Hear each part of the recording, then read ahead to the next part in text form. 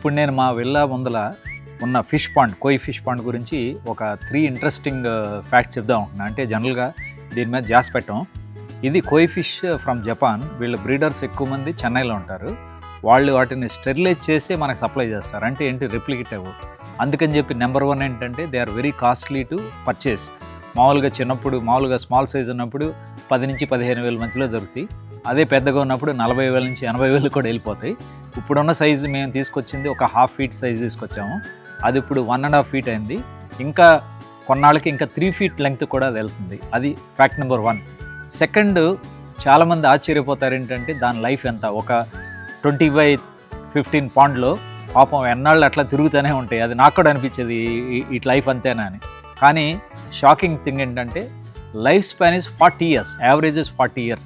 అంటే మనం ఇప్పుడు పెంచుకోవడం ఒక ఏజ్లో బీన్ అయితే మనం తదనంతరం కూడా నెక్స్ట్ జనరేషన్ కూడా ఒక ప్రాపర్టీలా కూడా ఇన్హెరిట్ అయ్యే సెంటిమెంట్గా కూడా పనికొస్తుంది.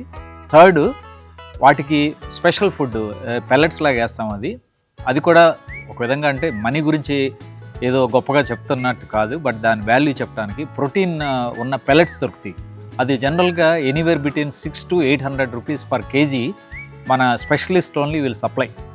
సో అట్లాంటి ఫుడ్ వేయటం మూలంగా ఏంటంటే దానికి ఉన్న కలర్స్ యాక్సెంట్యుయేట్ అవుతాయి, ఉన్న డిఫరెంట్ కలర్స్. ఎందుకంటే మీకు red, brown, yellow, white, purple and various combinations ఉంటాయి దాంట్లో. అది యాక్సెంట్యుయేట్ అవుతుంది. So and it's a nice feeling. జనరల్గా వాటికి ఏంటంటే feed morning 9 o'clock, evening 4 o'clock as per the fisheries experts చెప్పారు. That is the best time. ఎందుకంటే బాడీ వామ్తో ఏదో ఉన్నాయి క్యాలిక్యులేషను.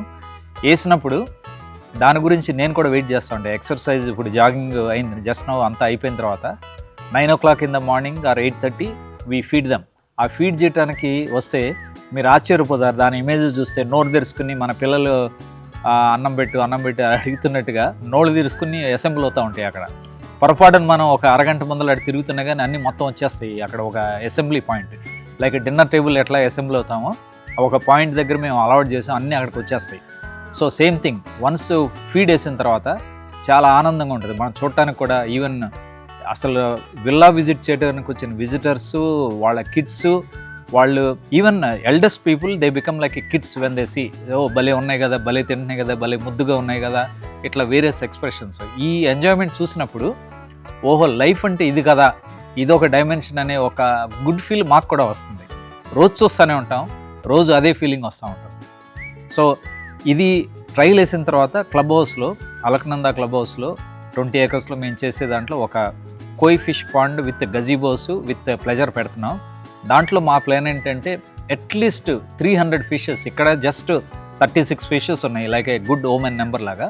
కానీ అక్కడ 300 fishes we are going to do. People will have the pleasure of feeding them at a particular time.